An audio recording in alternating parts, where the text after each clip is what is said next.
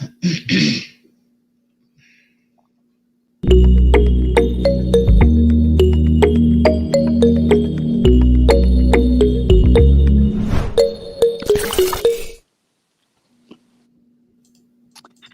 alaikum, everyone, and welcome to another show of the Danish TV English language channel, the global voice of the Center for Islam and Decoloniality here in Islamabad, Pakistan. And we are continuing our incredibly important series on this question of normalization with the state of Israel, which for many of us involved in the Palestine solidarity movement should not even be a question to be debated. But of course, many of our governments do not understand that, and therefore we have to kind of clarify the issues involved here, the morality, also the geopolitics of what's going on, and so on. And so it's for us here at Danish TV, for many Pakistanis, those involved in the Palestine solidarity movement, although we have heard, and this is also giving our guests a little context, I will introduce them in a second, but although we have heard our Prime Minister, Imran Khan, now say 14 times that we are not going to normalize relations with Israel until the following conditions are met, which, of course, Israel has no plan on meeting right now. We are still very much concerned. The pressures and the threats coming from so-called Muslim brotherly countries in the Gulf and the United States continue.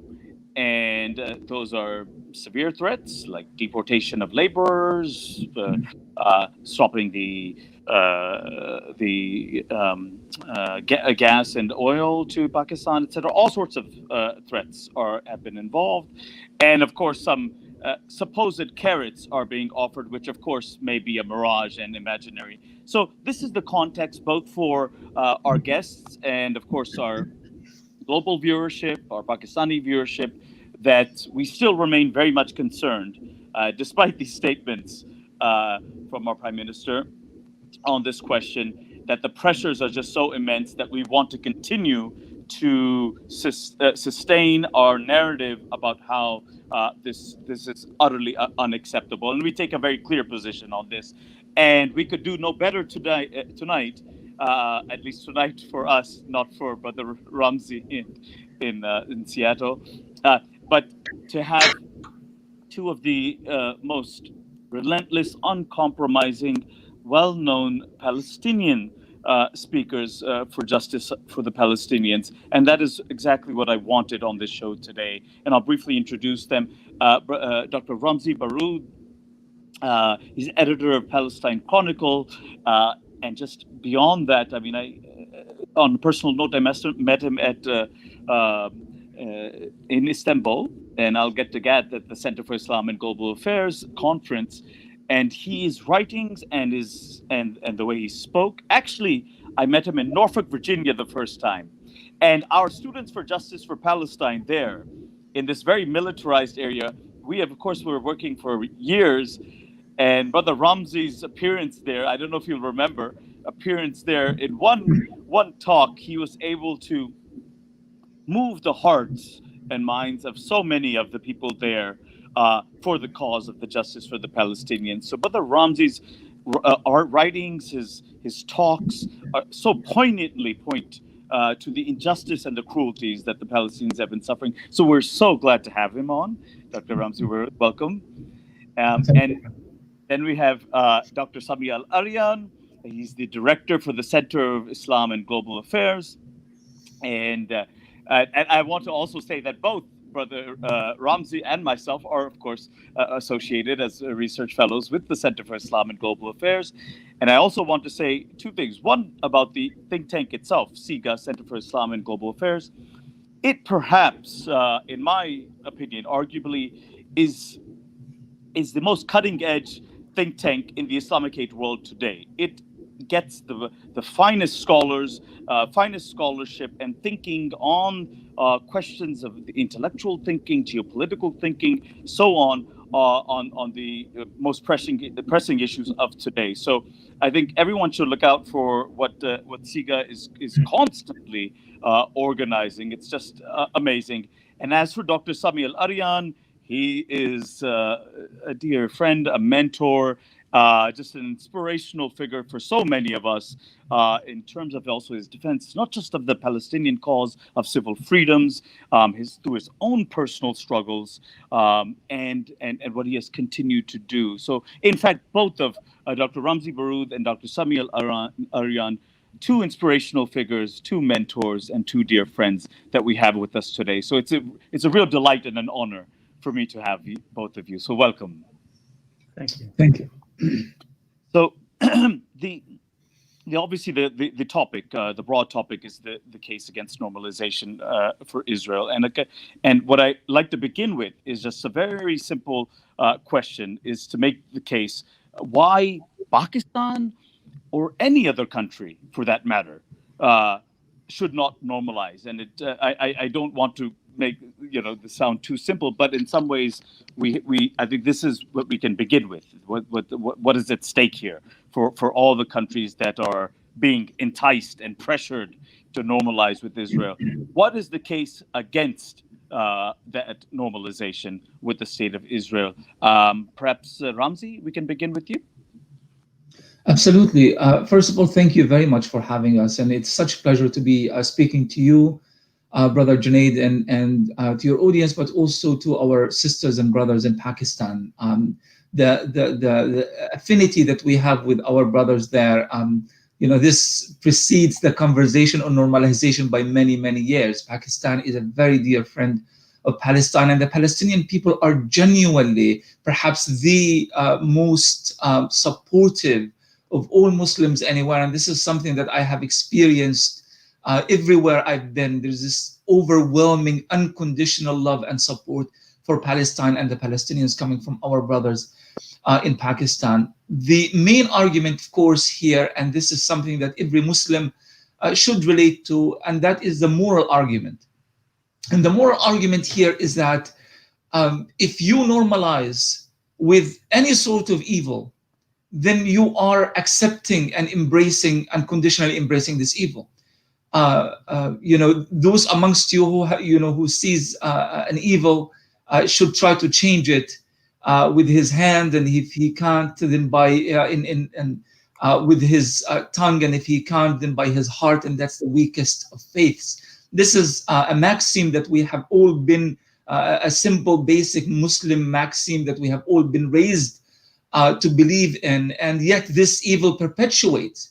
The siege, the apartheid, the military occupation, colonialism, imperialism, daily violence meted out against the Palestinian people, simple cases of starvation, outright starvation in the 21st century. Palestinians are being used as a social experiment by Israel to murder and to brutalize as they see fit.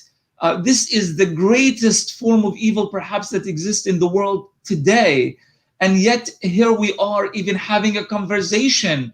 Why should this evil be normalized, despite the fact that that evil hasn't changed, hasn't relented in any possible way? So that is the first argument, the moral argument. The second argument is the political argument. If we put morality aside for a minute, and we should never do that, but if we are to do so, let's just think about it from a rational point of view. Egypt has normalized with Israel over 40 years ago. Jordan has normalized with Israel 26 years ago. How did they benefit? Yes, they were under immense pressure. Yes, they were under political siege and by the US and the West and their colonial supporters in the Western Hemisphere. But how did they benefit? Is Egypt better off? Is Jordan better off? They remain either economically very, very weak. Egypt in particular is rife in political corruption. The money that they have been received this in exchange for selling out their Palestinian brethren have been used largely for military purposes, not to defend Egypt, but to benefit a specific class. Now, this is for Pakistan is a whole different story. This is a country that is trying to bring back civil society, a country that is trying to win for the sake of democracy, not a country that wants to further contribute to the kind of corruption that exists in many Muslim countries. So just look at the cases of Egypt and Jordan, and you will realize that there's absolutely no benefit coming in today in 26 years or in 40 years. So please withstand this pressure. It's just a phase. And eventually you will have the moral upper hand, and you will be in a position that would allow you to actually play a role, not just of solidarity with Palestine only, but a role of leadership in the entire Muslim world. This is what Pakistan is destined for, and this is what Pakistan should aspire to achieve. Wonderful. Thank you so much, Dr. Ramzy Broud. Dr. Sami Al-Arian? Thank you very much, first of all, for inviting me and being part of this important discussion. And thank you for your generous introduction as well. I think one could also make, yes, we can make probably arguments on three levels: the moral level, the civilizational level, I would say, and the geopolitical one. On the moral level, Ramzy talked about the morality of the conflict. But I think if there is anything that Israel wants or striving for or covets, it's legitimacy, because they lack legitimacy. Israel was founded on the myth that this was a land without a people, and now everybody knows that Palestine has existed for thousands of years, and that the Palestinian people have existed for thousands of years, and the Zionist movement lied and got itself into the situation to colonize Palestine on these myths. And now we are at the point where, after over 7 decades of that occupation and over a century of this conflict, they still don't have legitimacy. And regardless of how many people or how many nations, I'd say, recognize Israel as a state, it still lacks legitimacy, because it was founded on these myths, on these lies. And the normalization process, what it does is it confers legitimacy. What they lacked so far, for all these decades, was not only that the Palestinians never gave up their rights, but also the Muslim world, for the most part, shunned that legitimacy. Very few countries in the Muslim world had recognized Israel, but now it seems like the door has opened for many nations, Muslim nations, because of certain narrow interests or calculations. They want to recognize Israel at the expense of Palestinian rights and Muslim and Christian rights, and of course under tremendous pressure. And a nation like Pakistan, with almost 200 million people, obviously is a big prize for Israel, and it covets that, it wants that, it needs that. But the other case about why we shouldn't normalize is a civilizational one. The Muslim Ummah has existed from the advent of the 7th century, from the time of the Prophet, until about a century ago. For about 1300 years, it had what we call the first universality of Islam. It was a powerful nation. It was one of the major powers in the world for many centuries. It led the world in many spheres, including at the civilization level, including obviously philosophy, law, commerce, economy, trade, science, literature, you name it. It was the Muslim medicine. It was the Muslim world was leading the world. And then we had different conflicts, and then the gap widened between the West and the Muslim world, and the West was able to colonize much of the Muslim world for many years. Starting obviously with their 18th, 19th, and 20th century, and then that ended up with fragmenting the Muslim world into the nation-state system, where the Muslim world now is quite weak. But to cement that weakness was the creation of Israel, because Israel is also a functional state for colonization, for imperialism. And those who are supporters of Israel, they want to keep Israel as a buffer state in the midst, in the heart of the Muslim world, to keep the Muslim world fragmented, divided, weak permanently.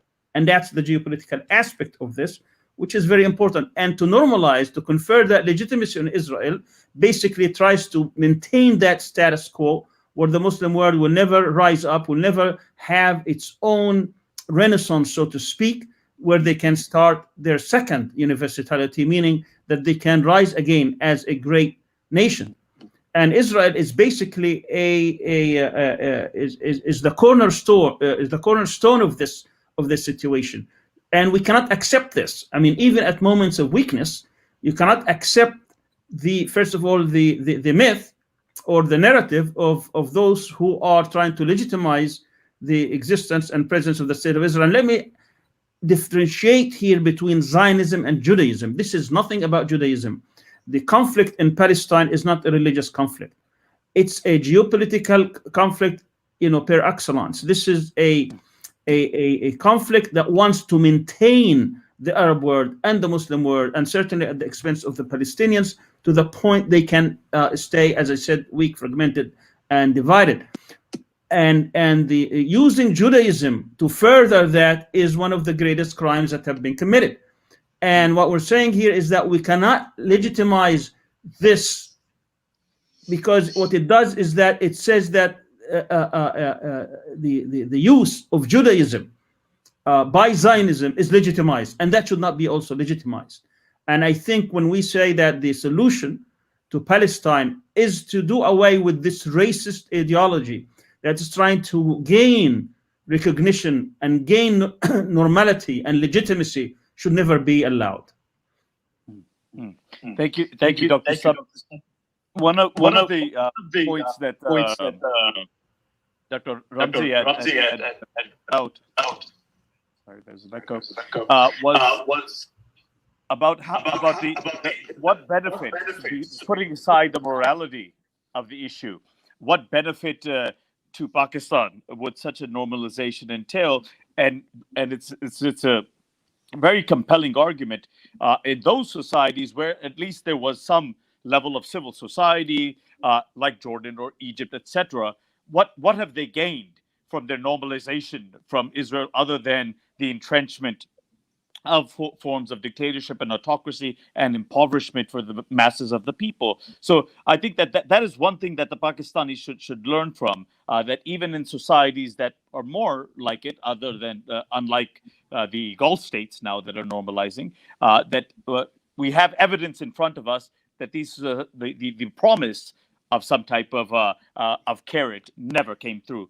But the next question I did want to ask is that many people are asking all of a sudden in Pakistan that all of a sudden the timing of this process of normalization. Now we do know that, of course, that ties between some of these countries, whether it's the United Arab Emirates and so on, and between Israel, were going on in terms of intelligence cooperation and so on, even economic ties. But what is the impulse now driving the motivation for normalizing and compelling other countries to follow suit as well, Arab and non-Arab? Dr. Ramzy? It's a brilliant question, really. I think this is the main question right now. Why the rush for normalization? This has been going on for such a long time. The peace process began, the so-called peace process began in the early 1990s. A status quo really was established based on this new, American-led political discourse, and they were happy with it. The Israelis are colonizing Palestine slowly, and the Americans are playing the role of the leader of the Middle East, the political leader of the Middle East, using the peace process as a way to divide the Arabs and Muslims into the good guys and the bad guys, radicals versus extremists, and so forth. And it's working out just good and dandy. Why change it now? And here's the reason of why this is changing. Because the geopolitics of the Middle East is changing, or the geopolitics is changing, in the sense that since the Iraq war has really kind of taught the Americans the limits, their military limits of how far they can actually utilize their military to achieve political ends, that has come to an end thanks to the resistance in Iraq. Then you have the upheaval in the Arab world, what is called the Arab Spring, which really kind of galvanized civil societies and ordinary people to play a role in shaping the political outlook. I know it's still an undecided outcome, but it is a process. The Americans are finding it so very difficult to impose themselves as the only deciders, as George W. Bush once described the US as the decider. They are no longer the only decider. Other countries are there. China is growing in clout, in economic clout, but in geopolitical clout as well. Russia is growing in terms of its military influence. Iran is growing regionally as well. Turkey has achieved a great deal of success to impose itself as an economic power, as a military power throughout the Middle East, from Libya to Qatar and so forth and so on, which means that the US could no longer sustain the status quo. The US is moving from the Middle East slowly. In Libya, they launched a war calling it leadership from behind, meaning that they are no longer going to take charge of wars and therefore the negative consequences of war, and so forth and so on. This is something that they could not sustain, which means the US is so keen at reordering the geopolitics of the Middle East in Israel's favor. Let's create a new camp. It's not about moderates versus extremists. This is about the pro-Israel camp in the Middle East to fight Iran, Turkey, and other influences in the region. Now, is this a camp that Pakistan really, I mean, if just a simple look in the mirror, yes, we understand the geopolitical needs and we understand the nature of alliances, and sometimes politics can be ugly, but is this a camp that Pakistan wants to be in? Please just imagine this scenario. Sadly, it will happen.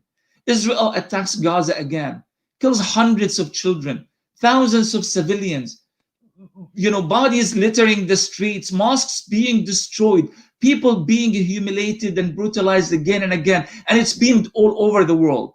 And you have an Israeli ambassador in Islamabad whining and dining with Pakistani official. How can you actually, even from a political and strategic point of view, can Pakistan and the Pakistani government deal and imagine this scenario? Yes, the situation is changing in the Middle East, but this gives Pakistan actually an opportunity, because Pakistan is not a small country and it's not a weak country, and it cannot allow itself to be used as a pawn, as a lackey in some American chess game that may or may not succeed. And in my political opinion, it will not succeed because the rules of the game have changed entirely. It behooves Pakistan to just take its time and to reimagine its role in the Middle East, not as an American lackey, but as an Islamic leader in a region that is in constant influx, and it will be in constant influx for the coming years as well. Absolutely. Dr. Ramzy, some wonderful points. Before I turn it over to Dr. Sami, and I can points from both of you compelled me to kind of also argue that basically you're absolutely correct when we say that Pakistan, the geopolitical situation within the broader Middle East or West Asia, including Pakistan, has changed significantly, and including to Turkey and Iran and so forth. And it is particularly right now that Pakistan finds itself at this crossroads in which there's the pressure from, on the one side, the Gulf, and then what we saw, both of you may remember what happened in the Kuala Lumpur summit, where they're forbidden to go to there. So it does find itself at a crossroads, and I think Dr. Ramzy, and as Dr. Sami was saying, that Pakistan is this great prize, country of 220 million, nuclear armed. Formidable country that if they can get in this process. But of course, Pakistan is no longer the same Pakistan, caught in the old Cold War framework. So there are significant decisions to be made by the policymakers in this country right now. And I think you guys are hitting the nail on the head, that the geopolitics have shifted so much that it does provide an opportunity for Pakistan to do that. So I just wanted to note that's a very important point. But Dr. Sami, please, if you wanted to add to the discussion. Sure. First of all, if we look at Egypt, when Egypt signed a treaty with Israel back in 1979, the Egyptian pound was $1.40. Mm. Today, the dollar is 15.7 pounds. Wow. That's a loss of 96% of its value. So today's pound is worth about 4% of what it was worth when they signed. So certainly the economic argument falls on its face. You can just look at Egypt's economy. It's a complete basket case today. And when you look at all the things that the Egyptians were promised at the time, with the Mm. honey and milk that's going in, that's coming in into the country because of peace and all that, that's obviously nowhere to be seen. Uh, it turned Egypt to become more like a client state of the United States. And I don't want to go over, what the evidence is. It's quite clear. But also, when you look at the loss of Egypt's stature within the Arab world, within the Islamic world, even within the world, because of this situation, because basically what they signed was to get back the Sinai minus the sovereignty that any respected country would get. Yes, they have possession over the Sinai, but they lost the total control or sovereignty of Sinai, and we see also the manifestation of this. But look at the picture broadly when we talk about normalization, and particularly why now? That the question you asked, why now? Right. And certainly, there is a sense, there is a feeling within some political actors in the region, and particularly they were encouraged with the Trump administration that this was an opportune time to impose a new map in the Middle East, so to speak, where Israel would be leading the pack by re-establishing certain alliances in the region where they can pick and choose their enemies and try to keep them down.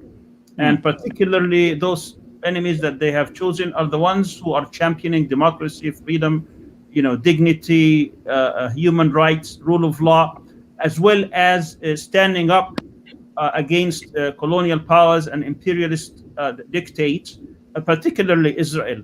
So all those who are trying to maintain their control, the authoritarian regimes, the dictatorships, the ones who thought that the Arab Spring phenomena is a big threat to their rule and to their presence and existence, are now in the same camp with Israel. And Israel has been leading this, and the aim and objective of Israel is pretty clear. And this has been established, for decades. Israel thinks that it cannot rule and control and have hegemony over the entire region unless they not only keep the status quo, but even further fragment the Arab world. So you find their hands into in the division of Sudan. You find their hands in trying to establish a Kurdish state. You find their hands in many of the conflicts that exist today, whether sectarian, ethnic, or otherwise. And they want to keep it that way, and they try to establish these alliances. So anyone who's going to stand up against Israel and against its brutal occupation of the Palestinians is going to be basically the target of these groups. And normalization is the best way to ease up that leadership for Israel that it had for a long time, but secretly, and now they want it to be in the open.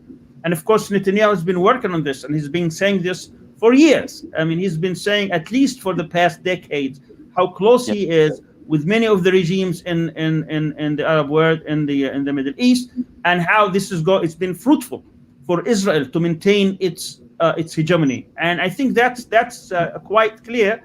And I don't think people who respect their people, leaders who respect their people, want to be part of that camp. It would be a really shameful if someone who is coming through a democratic process and representing the great people of Pakistan would like to be part of this a minority who are trying to suppress democracy and suppress human rights and suppress being independent and being basically as lackeys for Israel. And I think that's a great point to understand. Absolutely. And I'm so glad you raised that, Dr. Sami, because, of course, I think both of you would know that Prime Minister Imran Khan, and of course before as well, the Pakistani government, of course, has had a strong position on the question of Kashmir. And of course, the situation in Kashmir has gotten profoundly worse, not only in terms of the brutal military occupation, but also now taking straight from the playbook of the Israeli model, the settler colonial model, bringing in Indian settlers from other parts of India into Kashmir to try to change the demographics of Kashmir, and that close relationship between Israel and India right now that you may have been following as well. I don't know if you have any thoughts on that, but my own argument that we have put to at least Prime Minister Imran Khan is that that would be the ultimate form of hypocrisy to be such a vocal proponent against the injustices and cruelties of the military occupation and the settler colonialism of what India is doing in Kashmir, while normalizing and selling out the Palestinians. I mean, I don't know. Let me say, as honestly as I could, the solution to the Muslim world right now is to gain its independence, is not to be dependent on the others or to be colonized, whether Yeah. directly or indirectly. And the existence of Israel is basically this. If you Yeah. allow Israel to exist, then basically you're allowing, Israel and those behind it to keep their control over us, our destiny, our future. And we have to reject this. And those who are trying to normalize are going in the wrong direction. What we Yes. need to do is to work on to dismantle the state of Israel, meaning that this Zionist, racist, apartheid regime that is trying to disrupt and destabilize and colonize not only Palestine, but they are hoping for the entire region, not necessarily directly, but indirectly. This Yeah. project must be dismantled. And again, that is not anything against the Jews. The Jews or those who attribute themselves to the religion of Judaism are also victims of Zionism. We are saying that the Zionist project in Palestine is a project that targets everyone in the region, whether directly or indirectly, and that should be rejected. That could, people could find this to be a statement that is not in line with others, but that's the fact Yes. of that we need to face. And Pakistan has absolutely no need to normalize right now. They are not even borders. And you mentioned the issue of Kashmir, and it's the height of hypocrisy when we try to call on the Muslim world to support the struggle in Kashmir against this Hindutva, against this nationalist government that is trying to impose and use the same tactics and impose the same system that Israel has been imposing on the Palestinians, and then normalize with Israel. I understand the pressures Pakistan is under, but that's what leadership is about. Leadership Yes. is to stand up for what's right and to also take strong positions regardless of pressures and to find other solutions.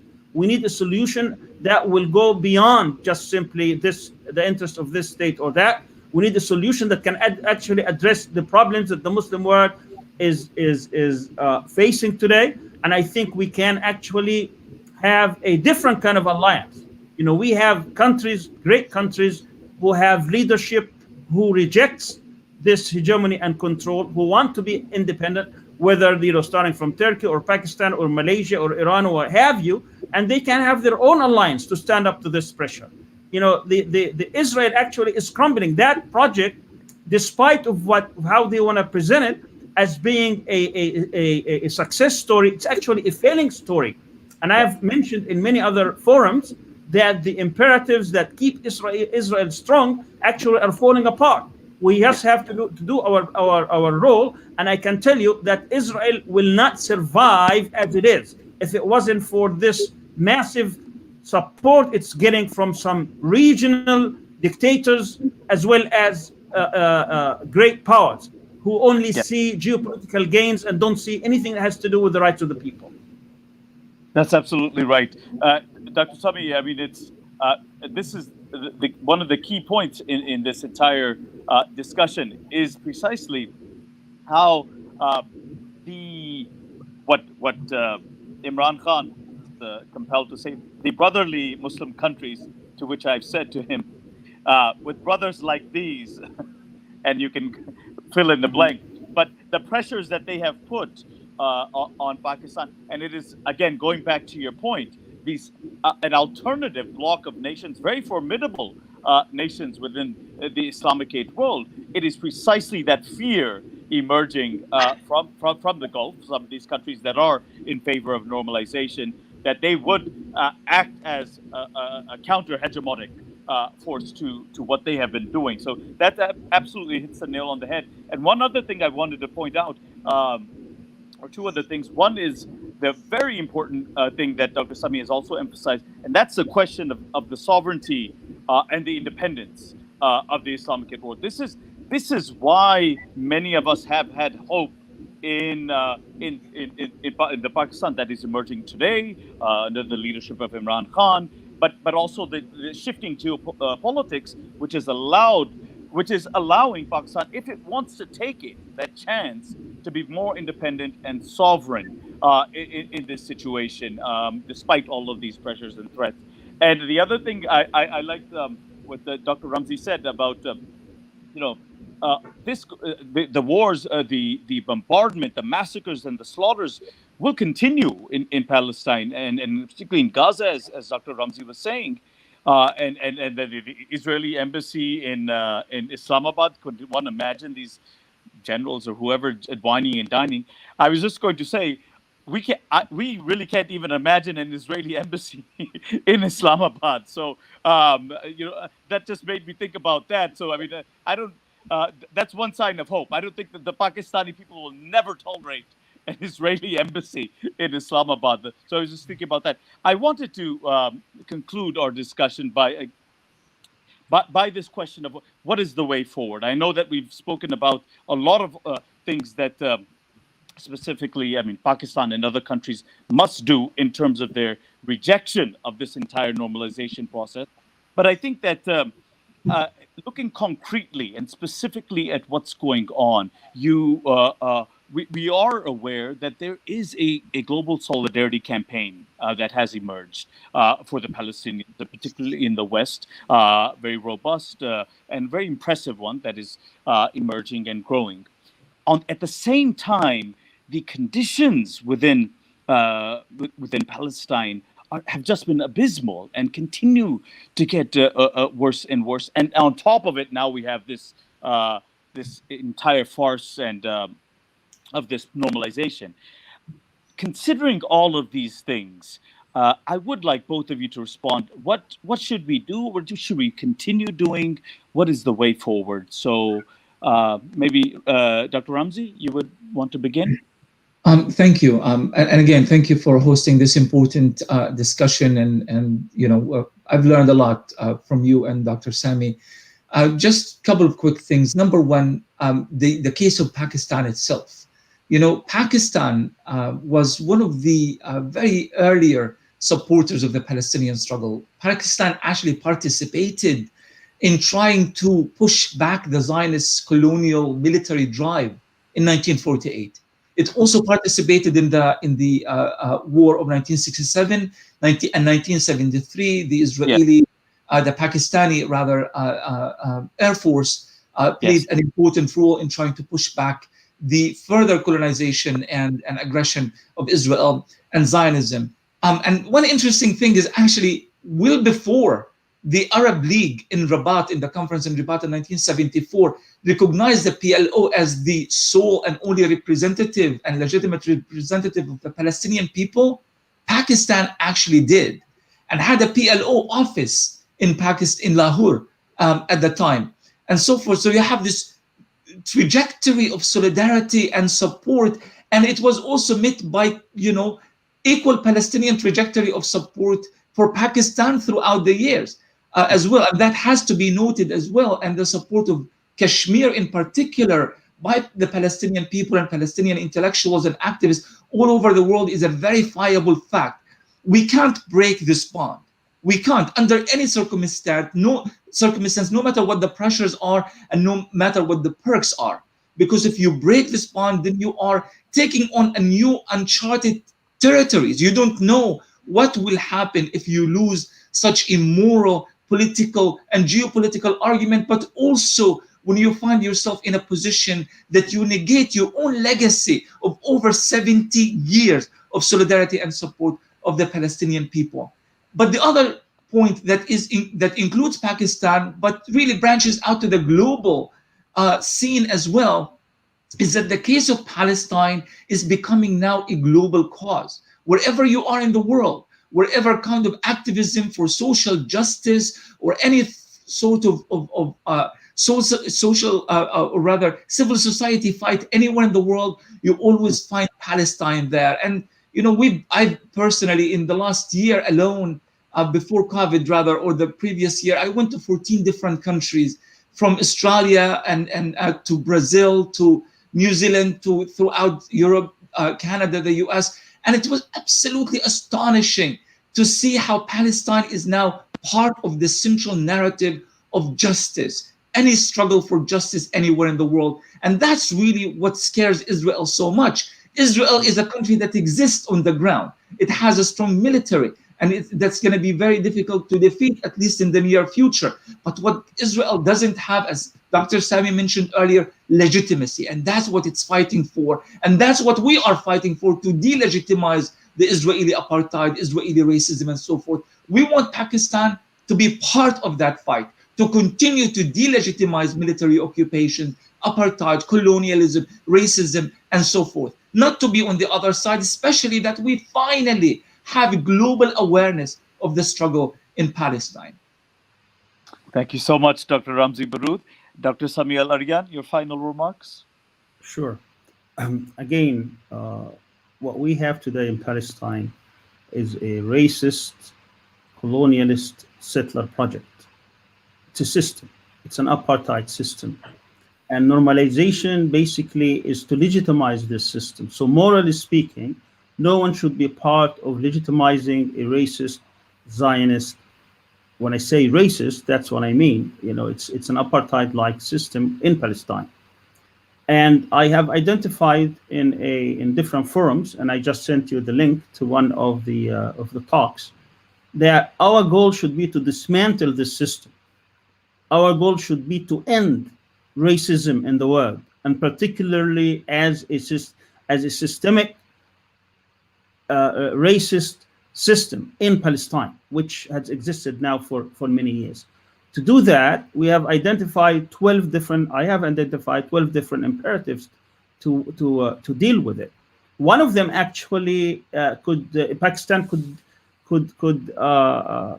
do it in a moment's notice, which is Israel thinks that because it has nuclear power, that it can solely use them, and therefore it can threaten its neighbors, and Pakistan could actually give a nuclear cover for the entire Arab world and for the entire Islamic world, and says if anybody is ever attacked by any power, including Israel, then they will have to face the consequences. We can neutralize that imperative right there, and Pakistan can play a big role in this. But aside from this, what we need on the state of what we could do is to establish a worldwide solidarity movement. And the aim, the target, the objective of this solidarity movement is to end racism in Palestine, is to end this apartheid system in Palestine, to dismantle the institutions of racism and apartheid in Palestine. Is what we need to do. We need to have a Palestine, or we have a system in Palestine that recognizes everybody with equal rights, that it can deal with the Palestinians who are scattered and made into refugees generation after generation, that they would have the right as every human being to go back to their ancestors' homes and live there, and not to live in permanent disenfranchisement, to be always a stateless refugee generation after generation. That's what we need, not to legitimize a system that says only Jews have the right to live in Palestine, but Palestinians who have lived there for centuries are denied that right. Pakistan and Pakistani people and freedom-loving people and peace-loving people cannot be part of that narrative. And I understand that political winds today may go one way, but things change. They will swing back.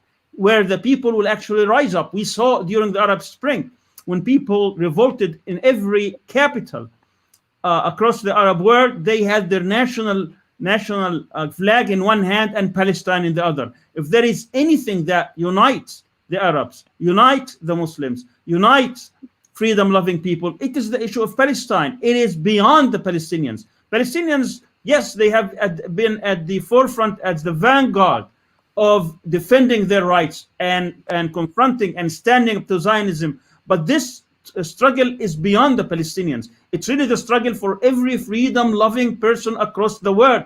And we could establish and reignite the struggle for freedom across the world when we all come together and struggle and fight the racist system in Palestine. That's what makes it really universal. And I think Pakistan and Pakistani people cannot be against this spirit, the spirit of standing up to what's right, standing up for freedom, for justice, and for the human progress and dignity, rather than going backward and trying to legitimize a racist, colonialist, settler state that wants to establish its control and hegemony on everyone in the region and beyond.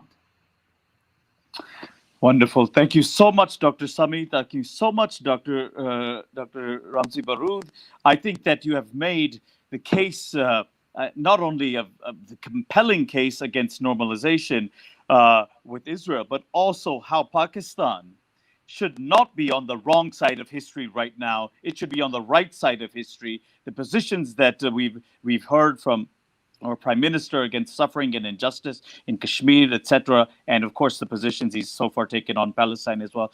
This is being on the right side of history, and we should not succumb to the pressures of being, as you two have forcefully argued, being on the wrong side of history, where there is injustice and cruelty is being meted out left, right, and center, and especially in Palestine. And what Dr. Sami said, Palestine as a metaphor of the larger struggle for justice and freedom throughout the world. So I want to, at this point, thank the both of you for coming. It was kind of like a reunion of all of us, that CIGA, Center for Islam and Global Affairs, gets all of us together.